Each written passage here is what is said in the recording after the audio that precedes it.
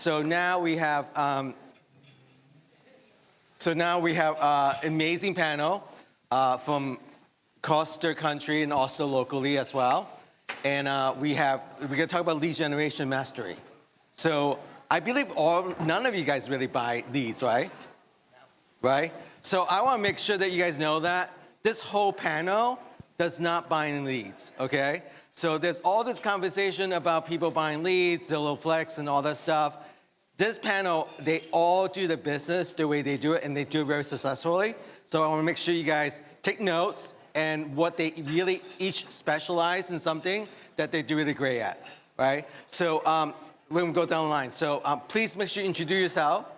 Let's do that first for like 30 seconds and just go across the board and just let us know who you are.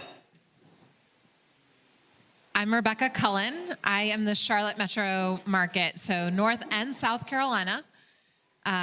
We have a small and mighty team. I blew up my team, so that's really exciting to share a little bit more about that. Hi, I'm Maria Quattrone from Philadelphia, born and raised. I specialize in listings and been in the industry for 22 years. And today we're going to talk about expired listings. Awesome.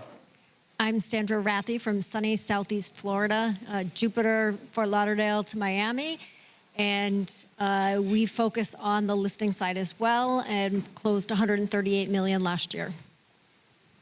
I'm Jackie O from Boston. I have a small team as well. As Simon said, I don't pay for leads, so we'll get into that in a little bit. And I also have a couple auxiliary businesses, vacation rental and property management rentals. Which you will talk about that later. Yes, and we'll talk about that later today. I am Ryan Bruin. I'm your local guy, based out of Morristown, and I have a small team known as the Bruin team. All right, awesome. So as we talk about that, none of you guys buy leads, right? So which is a great thing that you guys do amazing business. Let's go down and talk about what is your like number one lead gen lever that you're doing right now that's working for you, that always been consistent, and how you're doing it. So I am a former event planner, and Simon is like warming my heart with an event like this and running around and doing all the amazing things, because I did that for a decade before I got into real estate 10 years ago. And so everything we do in our business, 84% of our business comes straight out of our database, and it's around experiences and events, and we do that at a really high level. We actually have one on Sunday.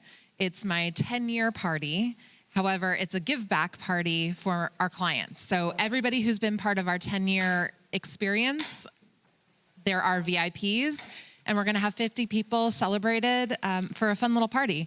And that's what we do at a really high level. Maria, how about you?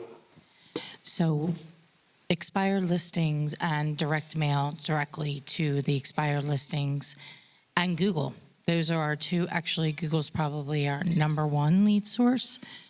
The thing with Google is that we don't have as much control over it as we do with the expireds, since we're targeting them directly. But we do get a lot of people from Google organically that also are expired listings.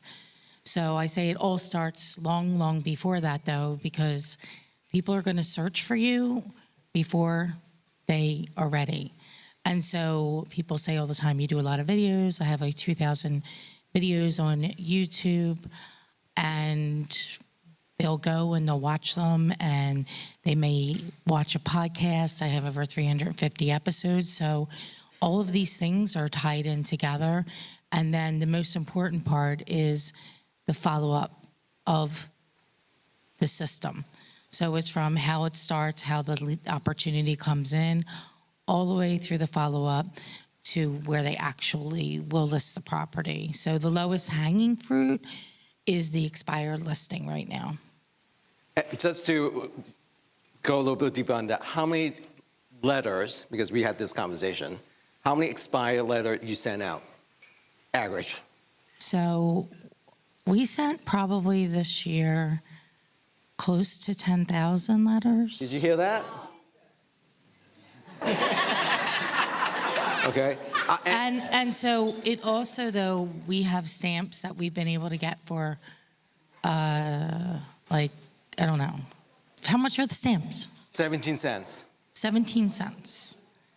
So our spend is, I mean, I can do 2 deals and make my spend for the year. So obviously you see a return in it, or you wouldn't be There's a doing huge it, right? return. I had 46 people that came from expireds this year. 46 That's- listing. That's pretty good, right? And last year we had 50. And so, not all the ones from last year listed until this year either, or they didn't close till this year. So the pipeline's constantly being filled and has to constantly be nurtured. So weekly, they get at least 1 piece of marketing, if not 2, via email. And the one that is every single week, Monday at 7:30 a.m., goes out through MailChimp, and that's either an aspirational or an inspirational message. So it's in words, and then they can actually watch the video. It'll push them back to where that video sits. In most cases, it's either YouTube or Facebook. A lot of them are pushed back to YouTube now because Facebook, if it's a live video, is only keeping it up for 30 days. So you have to make sure that you have that video, somewhere else. So there's a whole process around the whole entire system of this expired listing. And we're even going further now to target more strategically higher price properties, both residential and commercial. And I purchased these cards. It's a video card, and it has just my Maria Quattrone and Associates on the front, and you open it up and you press the button, and there's an actual video of me, and they're target specifically for that particular listing. So That's I'll awesome. say, hi, Tom and Jerry, That's great, yeah. blah, blah, blah. Sandra, what about you? I know you do amazing farming. That's one of the things you're great at. Yeah, so our top lead sources are all relationship driven. They're all about people getting to know us and like us and want to work with us, which is referrals, agent referrals, and just regular friends, family referring things to us. But our top source, which we've earned over 1.5 million in commissions so far this year, is from farming. We do a newsletter that goes out every single month. No matter what happens, it goes out. And it's a way of people getting to know us without ever actually having to meet us. When they call us, they already feel like they know us. They know what we stand for. They know our marketing. They understand so much about us that it is a relationship that's already happening, even though we weren't technically part of it yet. Quickly, just consistently, how much do you send out per month? About 20,000 newsletters a month, And consistently, is it every month? every single month, And how long have you been doing it? 15 years. 15 years. Okay? I just want you guys to know all of this. This is really important. All right. Jackie, how about you? I have a quick question for Sandra. Are those digital or in print, the newsletters? Those are print. Okay. Print it. Yep. Thank you. So our business, thank you, Simon, for asking these questions, because I did need to do a quick snapshot of where I was. And 45% of our business this year is agent-to-agent referral. So that's our second, I guess, lever that we're using to pull is agent-to-agent referrals. Prior to that is the largest is our database, past client referrals, and we do that similar to Rebecca through client events. I do more smaller curated events with 15 people, 20 people, because I have different groups of people who are interested in different things. So I'm inviting them to things that I think that they would find of value. I'm no longer doing the large party for $20,000 that's sponsored by vendors and things like that, because one, there's almost no opportunity to connect with anyone. It kind of feels like a wedding or something. You're just running around. So I've gotten really niche in what I'm providing people, and that seems to have made a big difference. And when you do those events, are you doing those events to agent or to client base only? It's all client based. Okay. And I know you do a big job on agent referral as well, right? Yes, I So- do travel a lot. That's where I met Simon many years ago at an executive coaching group. But I travel to a lot of different real estate related events. I just joined a new local coaching group that's in my Boston Businesswomen's Facebook group. I just joined them to do something more local, but I have been traveling since 2019 to create the relationships with the agents. Some of these people are now my best friends. We go on vacation together. Like we love each other. And go to Mexico. Yeah, we go to multiple places. Mexico It's crazy. and Guatemala this year, and we go to lots of great places. And we do mastermind when we're there, so it's not just like party fun.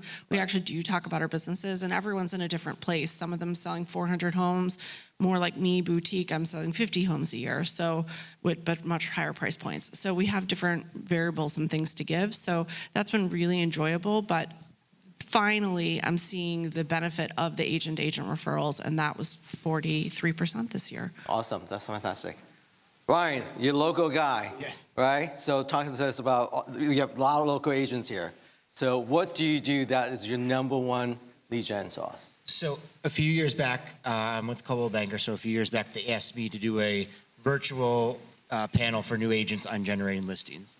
So I had an idea of where my listings were coming from, but I decided I'm going to go and pull all my listings for the year and see what they have in common.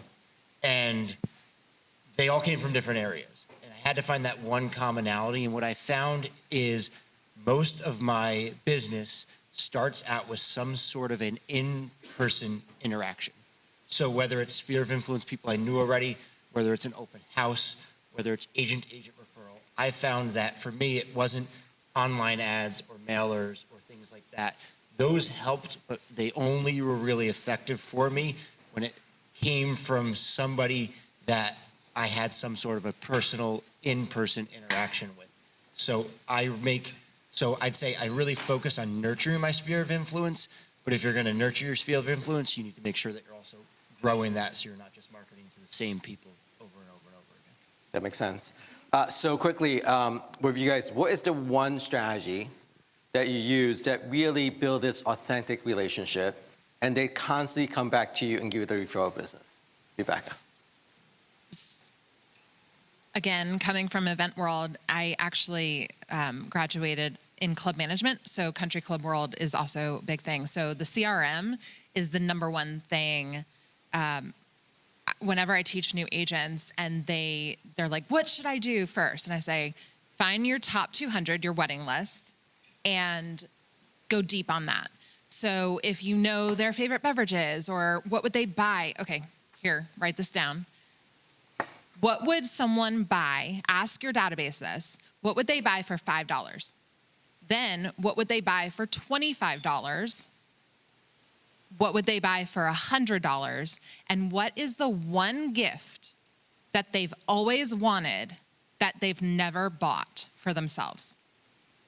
If you get that deep with people, whether it's spouses, partners, their children, and you record that in your database, people will refer you and love you forever. And so we do that at a really, really high level, and that's what we spend our money on. We have a $50,000 annual marketing budget through gifting and through experiences. Wait, so if I write down like a convertible BMW, am I gonna get it? Maybe. I may, Simon, I may gift you a Lego. Oh, set, okay, I love that. That's awesome. right? Yep. So it's really important. When you get deep with people at that high level, they will love you, refer you, and continue to do business with you. Excellent. Thank you. Maria, how about you? I think the number one thing is the transparency and directness and being authentic with people, especially the work that we do a lot when you're working with people that have been on the market before and they didn't sell. Sometimes first time, sometimes second time. They're very upset. They're very frustrated. They just want to know the truth. And most often than not, they didn't get the truth from anybody prior to this. So we do get a lot of referrals from people that we have worked with over many, many decades. because we met them, because they were expired, and they thanked us for telling the truth, even though it's very painful for them to hear really what they needed to what they need to hear. And I always would say to people, look, I'm not, let's say, being brutally honest with them.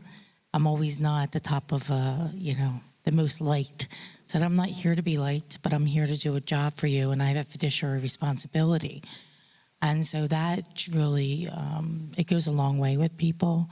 And so often, people will just take the listing to take the listing, not price it where it needs to be.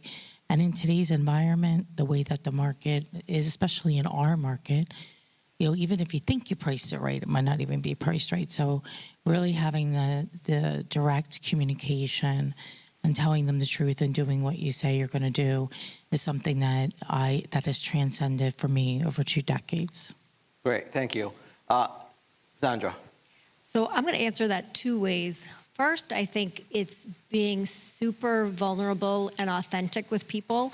And that even backs up to like the newsletter that I mentioned that we do, is really letting people know about us, about us as people, not just us as a real estate person, but understanding, what do we stand for? And I don't mean politically or like that, but the values that we have, that we are, customer oriented, that we are experienced with investment properties, all the different things that we get involved in showing them that kind of thing.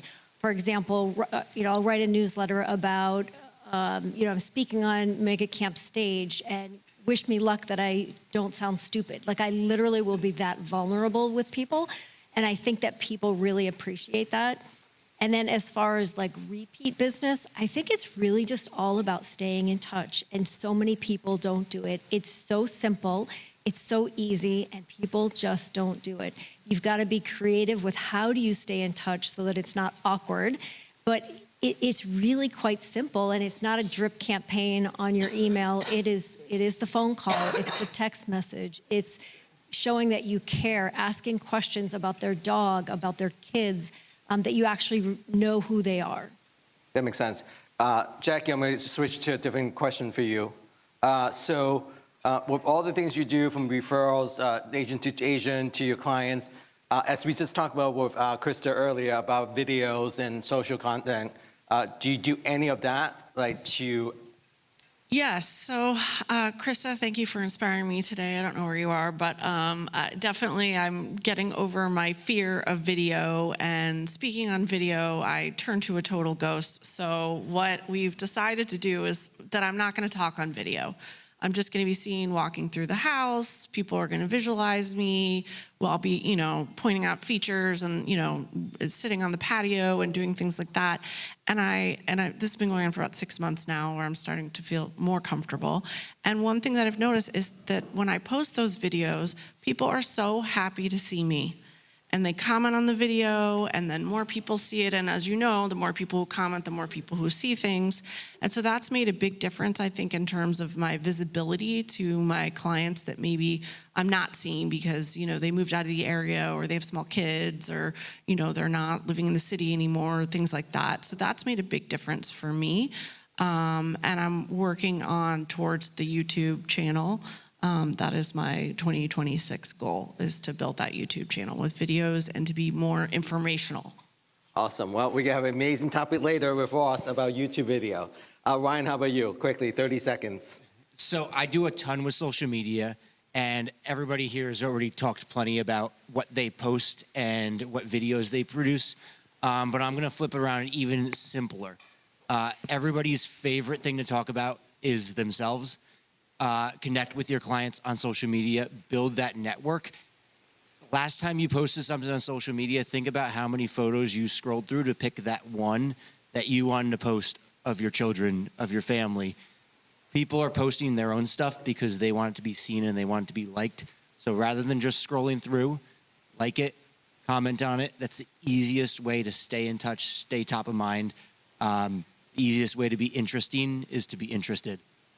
Yeah, absolutely. I would go a little further, not just like it, because a lot of people just like it, and they can scroll down, like it, love it. Making that comment, that extra 15-second makes a difference. All right? Especially also happy birthday. Like, happy birthday, they love that. Oh, it's just say, oh, you know what, this looks so cute.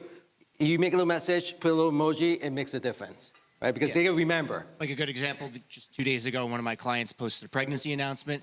Congratulations, when are you due? Have you looked into daycares? I know a spot opened up.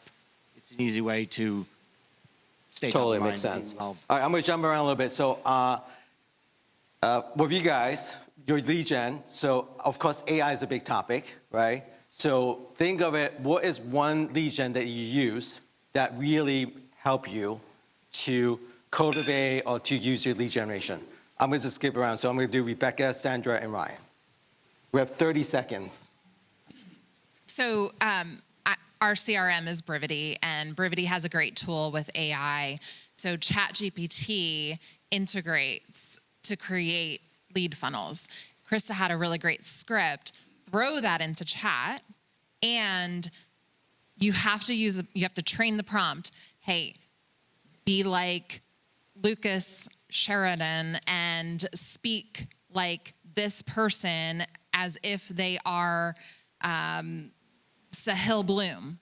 And you can add those tools into ChatGPT to then become your lead funnel prompt, if that makes sense. So use chat at a really high level, put in your packets, your lead generation packets, your seller packets, whatever, feed it, and then it'll spit out your lead funnel or whatever marketing tool you want as if it's you. That's what we do at a really high level. My team, we just literally lead generate like chaos to our database because of it. Awesome. You mentioned database, that's really important. Sandra. So I'll answer this a little bit differently. Yes. What I think is really important is being able to be found by ChatGPT. So we've actually closed a bunch of deals this year from people finding us on ChatGPT. So instead of them finding us on Google, now they're finding us on ChatGPT. So how are they finding us? Obviously, video has a big impact on that. We don't do a ton of video. However, it used to be looking at your Google reviews. We have over 750 five-star Google reviews, so that we were getting picked up. Then they switched it for some reason to picking up Zillow and Fast Expert. We have always been big focus on reviews across the board. It doesn't matter where it is. If there's a place to get reviews, we're going after it because you just never know where people are looking, and ChatGPT is looking at it. Just like referral agents across the country are looking at it. So it's a win-win across the board. And so we're picking up a lot just from all the reviews we've done over the years. Awesome. Ryan. Real simple. We're all using AI to help develop some of our lead gen tactics, whether it be articles, scripts, ads. When you're putting that together, optimize for SEO and lead conversion. All you have to do, whatever large language model you're using, say, I'm in this location, this is my target demographic, please optimize this for search engine optimization and lead conversion. Great. Really quickly, we have about 15 seconds for each of you guys. What is one thing that for the audience, for them to do that they can start what you do? Go. Create masterminds, just like this, for your database. Okay. Maria. Database. It's something focusing on every single day. And, I always say this to my team. I never was at a closing that didn't start with a conversation. So I have more meaningful, authentic conversations every day. Every day. Excellent. Sandra. I say write a newsletter, but be consistent. Do it for 6 months, every single month, and you will get results. Jackie. My focus has been on helping all of my clients buy additional homes. So to double down on investing. So that's been my main focus. So some of them now one of them owns 10. Wow, that's great. Awesome. Brian. Produce consumer-faced educational content and just start doing it. You'll get good if you do it enough. Thank you so much for the panelists.